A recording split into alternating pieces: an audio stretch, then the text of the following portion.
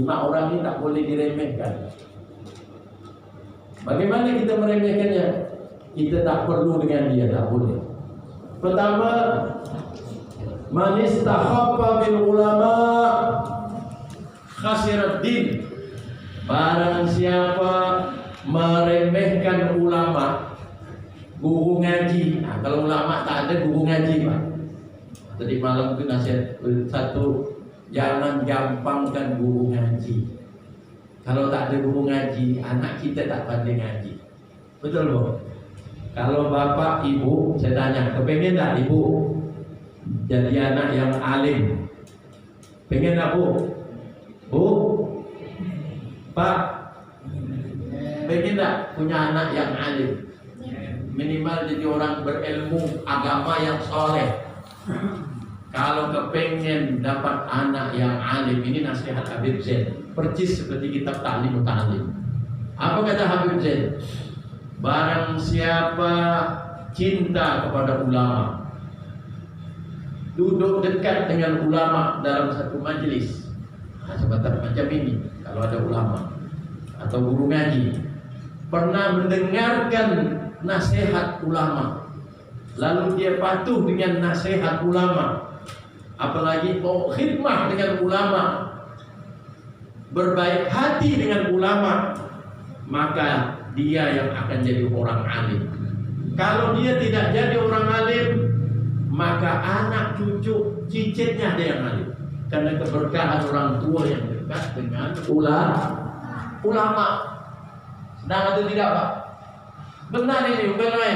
Man arada an yakuna ibnuhu aliman, barang siapa kepengen anaknya jadi orang alim, Panyurah al-ghuraba, rawatlah ulama, rawatlah guru ngaji, rawatlah ustaz. Kadang ni ustaz ni, Pak, dia pandai ngaji, berlagu, pandai ngajar anak orang satu-satu dia ajar. Kadang duduk berjam-jam, tak sempat cari duit, tak sempat ke kebun, anak orang diajar sampai berbusa-busa mulutnya. Ngajar anak orang, bapaknya tak peduli dengan dia. Itu, Pak, perlu diperhatikan. Bekasnya, duit, lauknya itu perlu diperhatikan. Kalau bisa guru ngaji itu dapat jatah dari zakat mal. Kalau bisa guru ngaji itu ada gaji, honornya, Pak, tiap bulan. Dia bukan malaikat. Guru ngaji itu bukan malaikat. Dia perlu makan, minum. Kalau di malaikat kita tak ada heran, dia tak makan, tak minum. Maka malaikat itu kalau dia taat, saya tak heran. Dia tak ada nafsu, tak ada nafsu kahwin, tak ada nafsu nak punya rumah, anak, bini. Itu malaikat itu. Macam potongan bapak ini kan, macam ustaz ini walaupun suaranya bagus, dia perlu makan.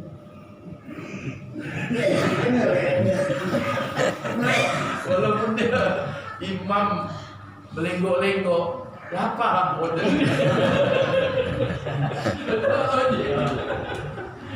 Dia punya murid ngaji, ngajar berjam-jam sampai panas pantatnya, Pak. Makanya kalau guru tu, Pak, guru ngaji itu sering marah-marah, ada sebabnya tu.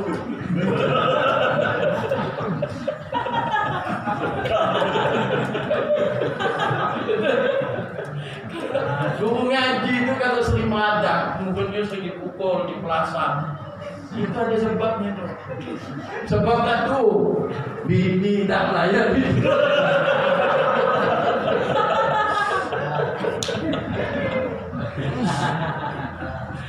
Itu orang punya nafsu kok tak dilayani. Makanya ustaz biasa nak kahwin lagi.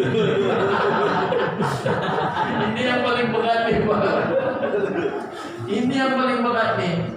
Tengok murid cantik yang lama, ini gila nih. Jadi masya Allah, Pak, kalau ustaz guru ngaji itu marah-marah, anak bapak diajar, ada sebabnya. Satu, karena bini tak melayan dia. Bini yang malah keliaran kemana-mana, tak tahu membaca pikiran suaminya. Yang bisa baca duit suami. Kalau bisa jadi bini itu, Bu, jadi istri itu harus bisa membaca pikiran suami. ini nampaknya suami aku ini suka kopi, buatkan dia kopi. Betul Pak ya? Bisa, suami pun gitu, harus bisa membaca pikiran istri. Ini nampaknya sini kalau bentuk macam ini marah mesti penyebab satu, tak ada duit. Jadi kalau bisa itu istri bisa membaca pikiran suami, suami pun harus pandai membaca pikiran istrinya Pak. Itu baru aman. Kalau tak bisa membaca, sama-sama tak bisa membaca pikiran, sama-sama kelahi, sama-sama lari. Dia cari kesenangan lain, bapak pun cari kesenangan lain. Karena tak tahu, nampaknya kalau suami saya ini kesukaan dia ini kalau dia andai bapak, kalau dia malam adang jinakan dia. Bagaimana jinakan? Yang sejuk dipanaskan, yang mati dihidupkan.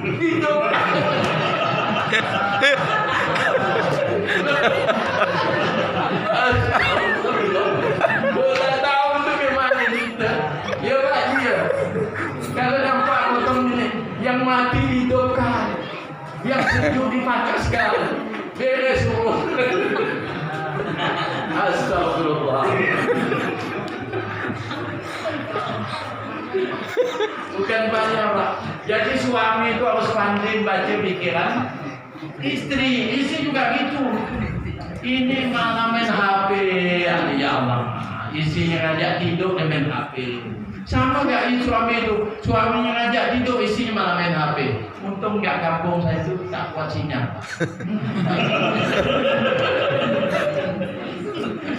Ini kalau HP ini kadang bisa muncul perempuan baring. Supaya Pak Imam tidak pakai itu senapnya. Nengok kecil-kecil nampak pula. Ada TikTok pula, ada perempuan itu aduh. Nengok banding-bandingkan dengan isinya udah nih, kurang saing deh. Akhirnya cari nomor HP-nya. Wah, bikin masalah. Makanya bapak-bapak, ini zaman kalau tak pandai kita ngatur situasi kondisi perekonomian kita berantakan Pak. Saya lihat di daerah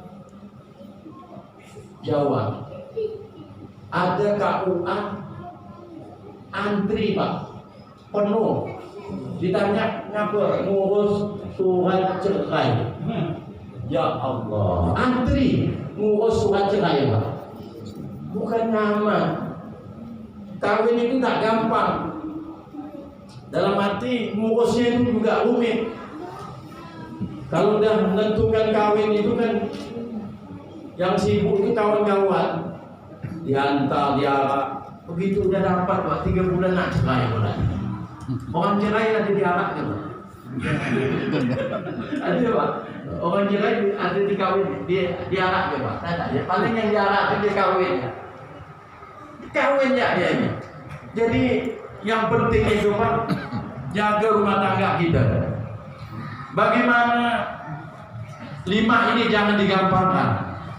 Barang siapa meremehkan ulama, guru ngaji, ustaz, hasirat din, rugi agamanya.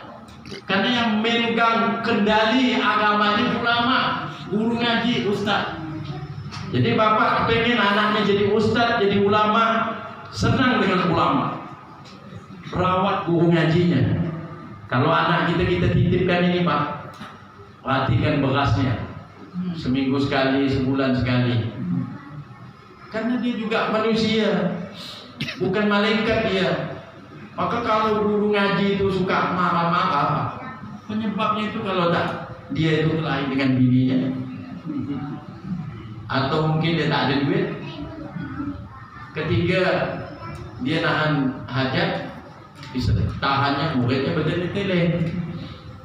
Ngaji sering salah, itu sempatnya Pak. Lalu disempatnya dia nahan duduk lama, nak kencing ditahan, nak berak dikanjeng, nak makan muridnya pun bertele-tele. Ngaji banyak salah, mengagang lah dia. Biar balik di rumah bini belum masak, ya Allah sakitnya. Nah, oleh karena itu penyebabnya itu bapak harus tahu mengapa orang tua emosi. Banyak masalah, mungkin pokoknya lapar, tak ada duit. Banyak yang menanya di rumah gini. Kalau oleh karena itu jangan gampangkan ulama, jangan meremehkan guru ngaji. Guru ngaji dipedulikan. Kalau kita baik dengan guru ngaji, Pak, kita suka sedekah dengan dia, Pak, nanti kita itu punya anak jadi orang berilmu. Kalau anaknya tak ada yang ilmu, cucunya ada yang ilmunya banyak. Itu nasihat kiai-kiai itu, Pak, nasihat para ulama-ulama. Kalau kita kepingin anak kita alim, orang tua harus dekat dengan orang alim. Ada anak kita, cucu kita ada yang mentas nanti. Makanya apalagi yang dirikan ini masjid nih, ini mesti ada apa, cucu pendiri masjid ini ada yang alim. Selama datuknya suka dengan orang alim. Alhamdulillah, Pak, Allah SWT itu maha adil, tak pernah menyia-nyiakan amal perbuatan hambanya. Lalu yang kedua, man istahabba bil umara, barang siapa meremehkan pejabat pemerintah, penguasa, khasirat dunia, dia rugi dunianya. Karena yang mengurus dunia ini orang yang pandai ke pemerintahan. Jadi jangan remehkan pejabat. Kita jangan menghina dia, nanti kita sulit hubungan urusannya. Kita akur ya dengan dia. Kalaupun tak bisa baik, minimal kita tak ganggu dia. Yang kedua, yang kedua udah. Yang ketiga, man istahabba bil jiran khasiral manafi, barang siapa meremehkan tetangga. Tetangga diremehkannya. Bagaimana meremehkan tetangga? Tetangga undang dia tak datang, hajat orang tak disampaikannya. Khasiral manafi, dia akan rugi manfaatnya, tidak dapat manfaat tetangga. Hati-hati loh, kalau kita bertetangga itu kita saling membutuhkan dia. Ada orang kalau ada hajat tak pernah datang, nanti giliran dia punya hajat orang tidak datang, karena berbalas-balas ya. Betul lah. Ada orang bertetangga tak peduli dengan tetangga-tetangganya, nanti ketika dia ada hajat orang pun tak peduli. Jangan meremehkan tetangga. Yang berikutnya, man istakhaffa bil qurba khasiral mawaddah, barang siapa meremehkan kerabat dekat, tak peduli dengan kerabat dekat, dia akan rugi, tak dapat kasih sayangnya. Maka kalau ada sepupu, Pak D, Pak Le, Pak Long, Pak Nga, Pak Cik, sampaikan. Karena itu ada hubungan kerabat kita. Kalau kita tak peduli dengan dia, kasih sayangnya tak ada tertambat dalam hati dia kepada kita. Benar ini, Pak. Kita adik-beradik tak ada kepedulian dengan dia, nanti dia pun tak ada sayang tuh kalau kita ada interaksi sosial. Betul, Pak?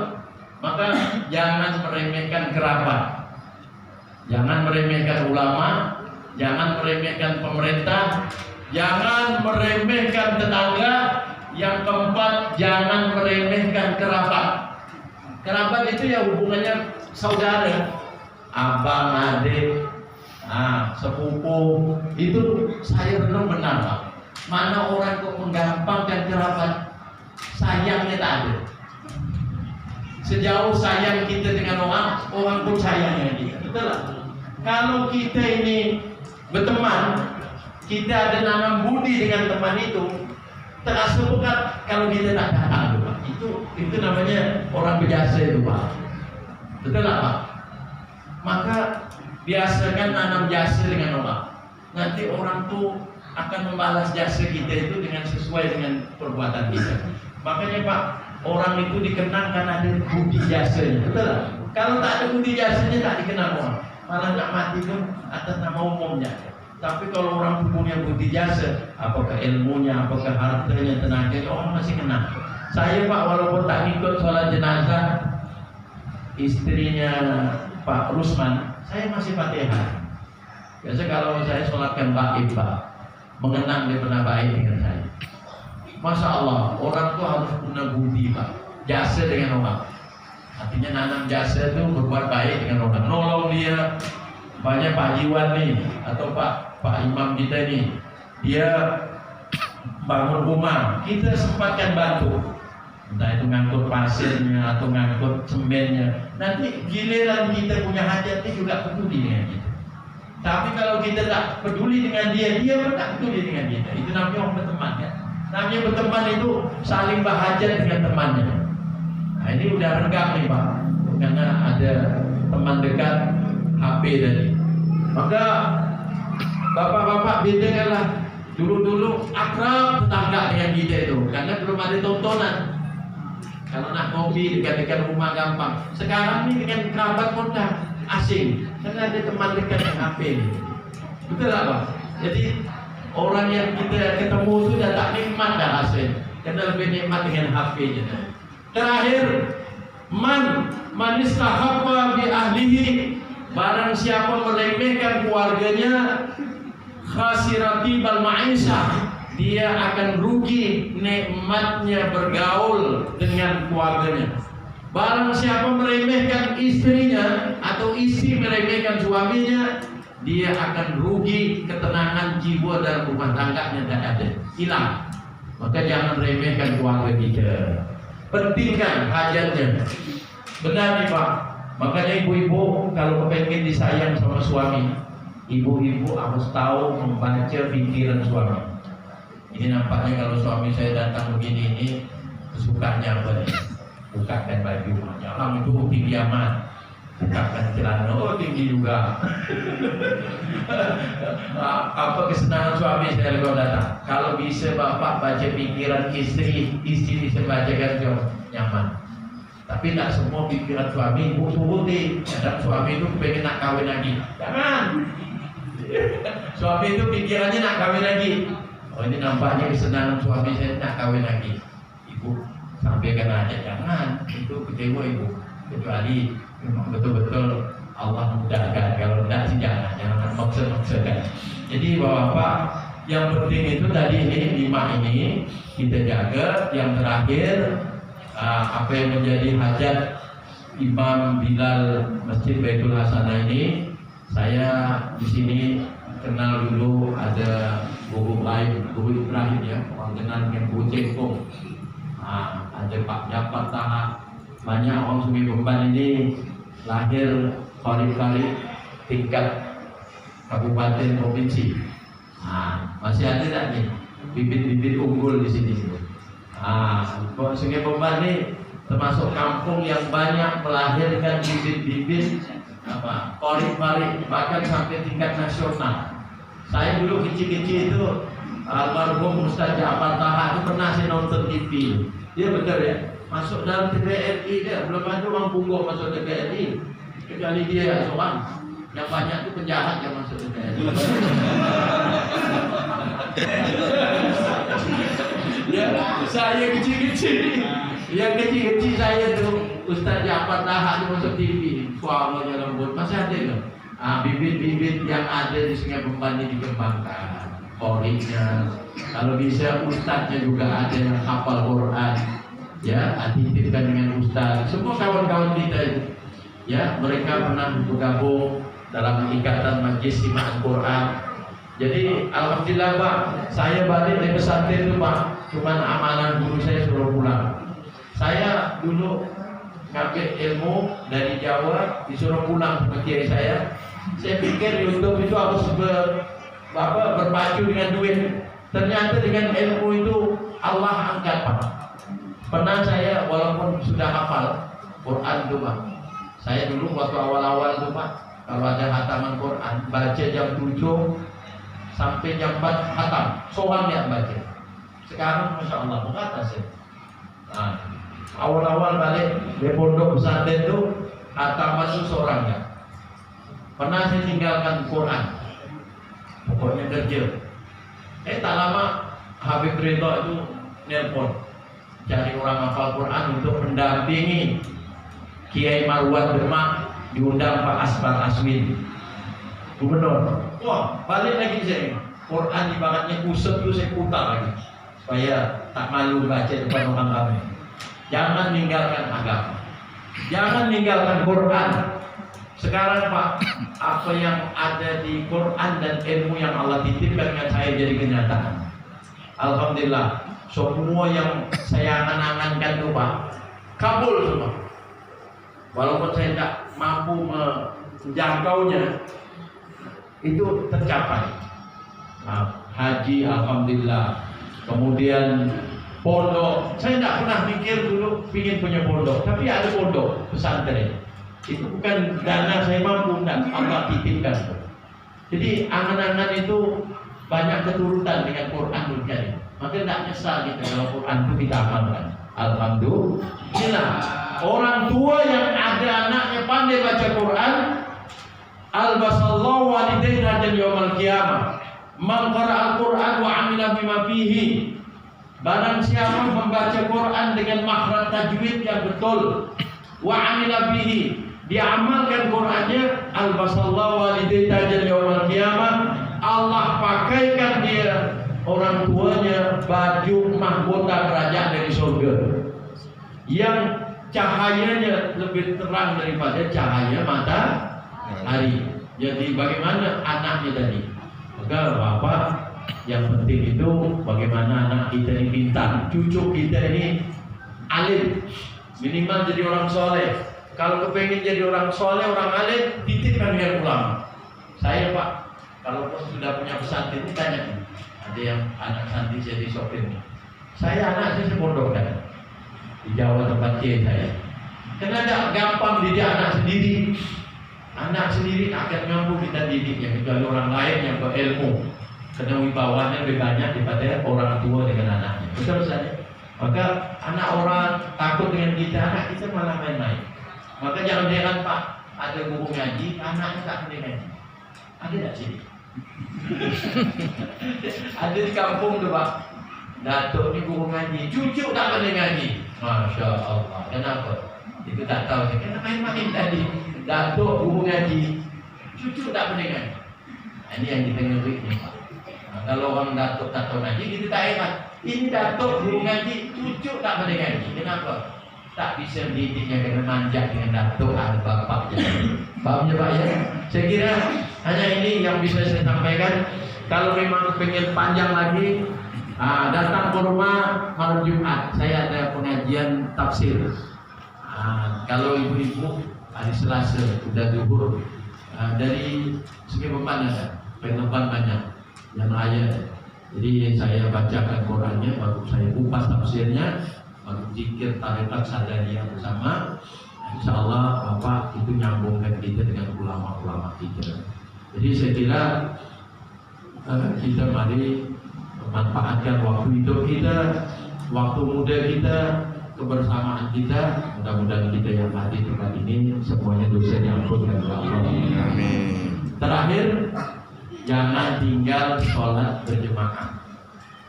Jaga sholat berjamaah, apalagi di masjid ikan imam. Kalaupun ada tarekat tasawuf Pak.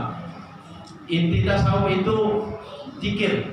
Itu intinya. At-turuq ilallah bi'adadi anfasil khalaiq. Jalan menuju Allah itu menurut bilangan napas manusia. Napas kita turun naik, keluar masuk, itu ada tarekat jalan menuju Allah, zikir. Ngaku tasawuf tinggi-tinggi, tapi tidak sembahyang, tak benar, tak bagus. Belajar tasawuf sampai kenal makrifat dia dapat, tapi sholatnya tak muncul zuhur subuh. Ini namanya tasawuf gila. Ya Pak, tasawuf ini belajar zikir makrifat sampai tengah malam. Luar biasa belajar sampai jam 12. Begitu salat subuh tak nampak batang hidung. Masya Allah, ini tasawuf gila. Ya Pak, ya Pak ya. Namanya belajar ini tak boleh satu-satu. Harus fikih belajar, betul Ustaz? Tauhid belajar, tasawuf juga belajar. Tasawuf itu puncaknya kan makrifat, kenal kepada Allah. Tandanya orang kenal itu banyak zikir, termasuk sholat 5 waktu. Belajar tasawuf Dari jam 9 malam sampai jam 12 kupasnya Pak. Begitu subuh Pak Bilal manggil as-salatu khairun minan naum, tak muncul batang hidungnya. Tasawuf apa ini? Ini namanya bukan tasawuf nih. Ya. Bukan tasawuf. Tasawuf itu membersihkan hati dari kotor hawa nafsu. Jadi saya kira mari kita sama-sama jaga sholat 5 waktu berjemaah. Yang kedua, jaga baca Quran. Kalau malam jangan tinggalkan baca surat Mulk juz 29. Kalau bapak ibu pengen tidak disiksa dalam kubur, amalkan surat Mulk setiap malam. Kalau kepengen lancar ekonominya, amalkan surah Waqiah. Idza waqa'atil waqiah. Kalau kepengen murah rezeki, sholat duha jangan tinggal, istighfar selawat jangan jauh. Mari kita sama-sama akhiri kajian kita ini. Mudah-mudahan yang saya sampaikan bermanfaat. Mari kita sama-sama sholat isya berjemaah. Mari kita akhiri dengan doa. Alaina alamana waina min hawaijina wa qasim dunya wal akhirah. Al-Fatihah. Bismillahirrahmanirrahim. Alhamdulillahirabbil alamin. Lillahi rabbil alamin. Alhamdulillahi wa bihi amwi ka bi umadina. Allahumma lakal hamdu laika syaka wa anta musta'an wa la haula wa la quwwata illa billahil azim. Allahumma shalli ala sayyidina Muhammad salatan tuballighuna wa ala nabiyyi baitikal haram wa ziyadatan qabri nabika salatu wassalamu asyhadu wa amina wa salamatu dubbin wa hurmara ma'ana wa sahbihi sallim. Allahumma inna nas'aluka ya Allah ya Tuhan, pada malam ini malam 10 Muharram kami kenal dengan malam Asyura.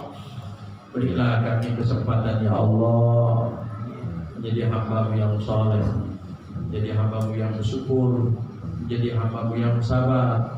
Berilah kesempatan kepada kami untuk menyukuri nikmat-Mu ya Allah, nikmat panjang umur. Kami semoga bisa memperbaiki diri kami ya Allah.